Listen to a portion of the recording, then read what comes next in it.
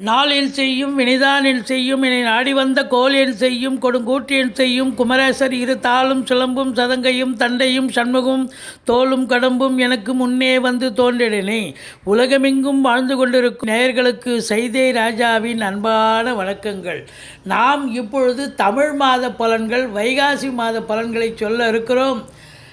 வாக்கிய பஞ்சாங்க அடிப்படையில் 12 ராசிகளுக்கும் கிரகங்கள் எப்பேற்பட்ட பலனை வழங்க இருக்கிறது என்பதை ஒவ்வொரு ராசியாக பார்ப்போமா? இப்போது நாம் சிம்ம ராசியை பார்க்க போகிறோம். சிம்ம ராசி காலபுருஷ தத்துவப்படி 5வது ராசி, மகம் பூரம் உத்திர நட்சத்திரம் உள்ளடக்கியது. இந்த ராசிக்கு வைகாசி மாத கிரகங்கள் எப்பேற்பட்ட பலனை வழங்கப் போகிறது? தனஸ்தானத்தை குடும்பஸ்தானத்தை குரு பார்க்கிறார். அதை விட ஒரு அமுக்களும் எதுவுமே இல்லை. 4ஆம் இடத்தை குரு பார்க்குறார். இது இன்னும் சிறப்பு. ஏன்னா மாத்திருஸ்தானம், வண்டி வாகனங்கள், தாயார் ஸ்தானம் எல்லாமே சிறப்பான ஒரு காலகட்டம். 7ஆம் இடத்து, அதாவது உங்களுக்கு 7ஆம் இடத்து அதிபதி சனி பகவான் 6ஆம் இடத்துல இருந்தாலும் உங்களுக்கு முதல் 10 நாள் உங்களுக்கு நல்ல நிலையில் இருக்கிறார், சுபத்தன்மையில் இருக்கிறார். 11ஆம் தேதி அவர் வக்ரகதி அடைகிறார். வக்ரகதி அடைஞ்சால் முன்வீட்டு பலனை செய்வார். அப்போது பூர்வீக சொத்தில் ஏதாவது பிரச்சனை வரலாம், பிள்ளைகளுக்கு ஏதாவது பாதிப்பை ஏற்படுத்தலாம், இடர்பாடுகளை தரலாம். மற்றபடி பார்க்கும்பொழுது உங்களுக்கு 5ஆம் இடத்து அதிபதி குரு நல்ல நிலையில் இருக்கிறார். அதனால் எந்த ஒரு பிரச்சனையும் தலைக்கு வர்றது தலைப்பாயோட போகக்கூடிய ஒரு அமைப்பு. பாருங்கள், 8ஆம் இடத்துல குரு இருக்கிறார். இது அமக்கலாம். 9ல் ராகு, மேஷ ராகு, மேடான ராகு. 10ல் சூரியன் அமர்ந்திருக்கிறார். 12ஆம் வீட்டை குரு பார்க்கிறார். ஸோ மொத்தத்தில் பார்க்கும் பொழுது இந்த சிம்ம ராசி அன்பர்களுக்கு இந்த வைகாசி மாதம் ஓரளவுக்கு நல்ல பலனையே பெறுவீர்கள் என்று சொன்னால் மிகையாகாது. ராசிநாதன் உங்களுக்கு 10ஆம் இடத்துல போய் அமர்ந்திருக்கிறார். உங்களுடைய செயல்கள், சிந்தனைகள் அத்தனையும் வேலையை பற்றி இல்லை செய்கிற தொழிலை பற்றி தான் இருக்கும். அப்போ அப்படி இருக்கும் பொழுது உங்களுக்கு வேலை ரொம்ப சிறப்பாக செய்வீங்க இல்லையா, தொழிலை ரொம்ப நல்லா பண்ணுவீங்க இல்லையா, யோசனை பண்ணி முன் யோசனையோடு இருக்கும் பொழுது எதுவுமே சக்ஸஸ் ஆகும் இல்லையா. ராசிநாதன் 10ஆம் இடத்துல இருப்பது நல்லவன் நல்ல இடத்துல இருக்கும் பொழுது கௌரவம், புகழ், அந்தஸ்து, செல்வம், செல்வாக்கு, தன்னம்பிக்கை அதிகரிக்கக்கூடிய ஒரு காலகட்டம். 2ஆம் இடத்தை குரு பார்க்கிறார். குடும்பத்தில் அமைதி, நிம்மதி, சந்தோஷம், குதூகலம் நிச்சயமாக ஏற்படும். பண வரவு அதிகரிக்கும், பொருளாதார மேன்மை இருக்கும். இப்போ ஃபைனான்ஸையே தொழிலாக செய்யக்கூடிய அன்பர்கள் ரொம்ப பிரமாதமாக ஃப்ளரிஷ் ஆவாங்க, எந்த குறையும் கிடையாது. 3ஆம் இடத்தில் கேது இருந்து சனி பார்வை வேறு இருக்கிறார்.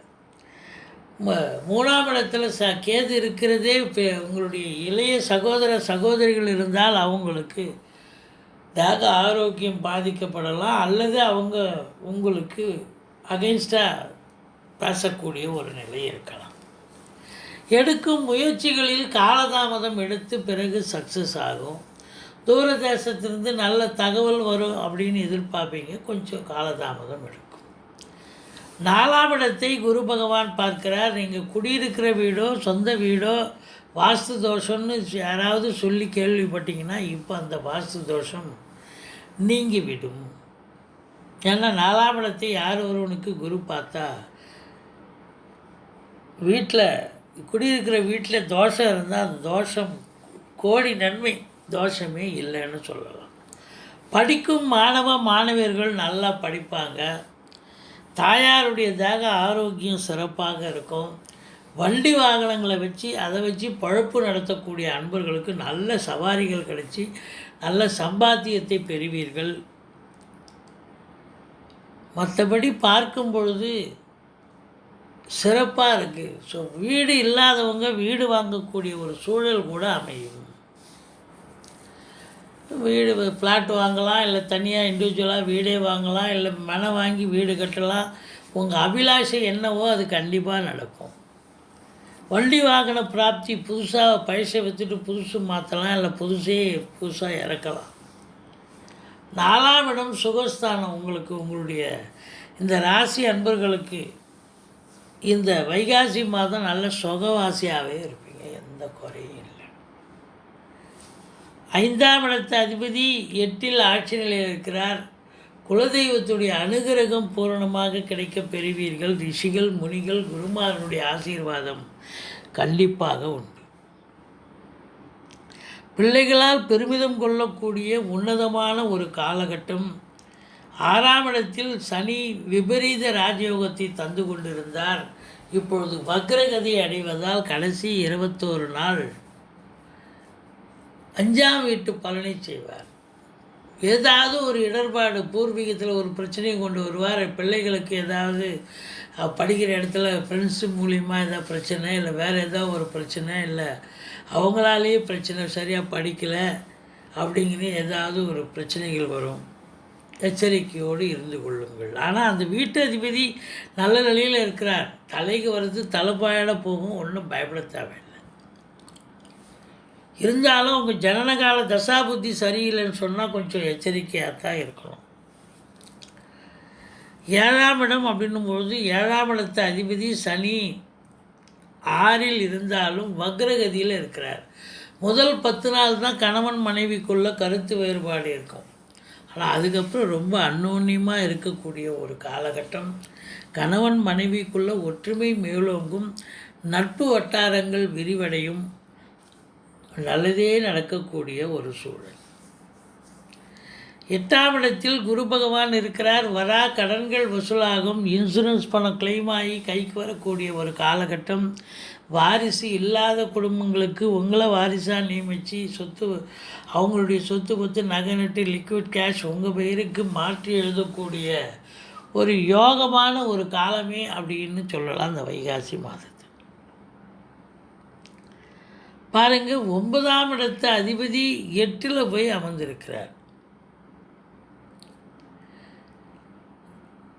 9ஆம் இடத்து அதிபதி செவ்வாய் 8இல் போய் அமர்ந்திருக்கிறார் அப்படின்னு சொன்னால், ஃப்ளாட் ப்ரமோட்டர்ஸ், பில்டர்ஸ், கட்டிடக் கலைஞர்கள், இடம் வாங்கி விற்கக்கூடிய அன்பர்கள், பூமி சம்பந்தப்பட்ட தொழில் செய்யக்கூடிய இதர அன்பர்கள், அதாவது விவசாய அன்பர்கள் கூட 8இல் போய் இருக்கிறதால கொஞ்சம் எச்சரிக்கையாக தான் இருக்கணும். ஆனால் குருவோடு இணைஞ்சிருக்கிறார். குருமங்கள யோகத்தை ஏற்படுத்தினாலும் கூட 9ஆம் இடத்து அதிபதி 8இல் போய் அமர்ந்திருப்பது என்பது பூமி சம்பந்தப்பட்ட விஷயங்கள் இந்த ராசி அன்பர்களுக்கு கொஞ்சம் பிரச்சனையை ஏற்படுத்தலாம். 10ஆம் இடத்தில் 10க்குடையவன் 9இல் இருக்கிறார் புதன். 10ல் 8 நாள் மாத கடைசியில் 8 நாள் இருக்கார். சூரியன் அமர்ந்திருக்கிறார். அரசு சம்பந்தப்பட்ட விஷயங்கள் உங்களுக்கு சக்ஸஸ் ஆகும். ஏதாவது லோன் எடுக்கிறீங்களா, இல்லை அரசு அலுவலகங்களில் போய் ஏதாவது சர்டிஃபிகேட் வாங்கணும் அப்படின்னு நீங்கள் போகும்போது எந்த ஒரு பிரச்சனையும் இருக்காது. அரசாங்க வேலை ஒரு சிலருக்கு, வேலைக்காக முயற்சி செய்யும் அன்பர்களுக்கு வேலை வாய்ப்பு கிடைக்கும். அரசியல்வாதிகளுக்கு இது பொற்காலம். உங்களுடைய தந்தைக்கும் ஒரு அற்புதமான ஒரு காலகட்டம். சமூகத்தில் பேரு புகழ் அந்தஸ்து உயரக்கூடிய ஒரு நிலை.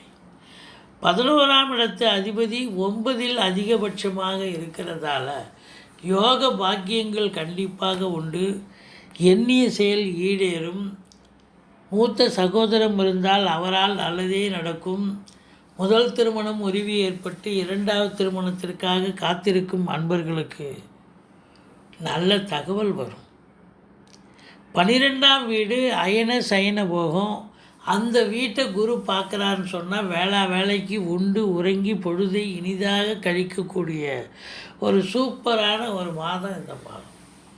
ஆனால் செலவினங்கள் ஏற்படும், சுப செலவுகள் ஏற்படக்கூடிய ஒரு காலகட்டம் இருக்கிறது. எல்லாம் ஏற்படக்கூடிய செலவுகள் அனைத்தும் சுப செலவுகளே. இந்த ராசி அன்பர்கள் வைகாசி 10, 11, 12 ஆகிய தேதிகளில் சந்திராஷ்டம தினம் வர இருப்பதால் எச்சரிக்கையோடு பணியாற்றுங்கள். மற்றபடி பொருளாதார மேன்மை, குடும்பத்தில் நிம்மதி, சந்தோஷம், கணவன் மனைவி ஒற்றுமை, வீடு வாங்கிறது, வண்டி வாகனங்கள் வாங்கிறது, சவாரி கிடைச்சி நல்ல சம்பாத்தியம் கிடைக்கிறது. தோஷம் இருந்தால் வீட்டு மேலே, அதாவது வாஸ்து தோஷம் இருந்தாலும் வாஸ்து தோஷம் நீங்கிவிடும். இப்படி பல நல்ல அற்புதமான ஒரு பாசிட்டிவ் எனர்ஜி இருக்குங்க இந்த மாதம் இந்த ராசி அன்பர்களுக்கு. வைகாசி 10, 11, 12 ஆகிய தேதிகளில் சந்திராஷ்டம தினம் இந்த 3 நாள் வர இருப்பதால் எச்சரிக்கையோடு பணியாற்றுங்கள். இரவு பிரயாணத்தை தவிர்த்து கொள்ளுங்கள். புதுசாக இந்த எதுவும் பண்ணாதீங்க, வழக்கமாக செய்யும். அதாவது அவசர முடிவுகள் எதுவும் எடுக்கக்கூடாது, புதுசாக எதுவும் துவங்கக்கூடாது. வழக்கமாக செய்யும் பணிகளை தொடர்ந்து செய்து வாருங்கள். நீங்கள் வணங்க வேண்டிய தெய்வம் ஈஸ்வரனை வழிபாடு செய்யுங்கள். முருகப்பெருமானை வணங்குங்கள். வாழ்க்கை வளமோடும் நலமோடும் அமையும். ஸ்ரீ குபேரன் டிவியை பார்த்தமைக்கு நன்றிகள். மேலும் இது போன்ற தகவல்களை தெரிந்து கொள்ள ஸ்ரீ குபேரன் டிவியை சப்ஸ்கிரைப் செய்யுங்கள். மறக்காமல் பெல் ஐக்கானை கிளிக் செய்யுங்கள்.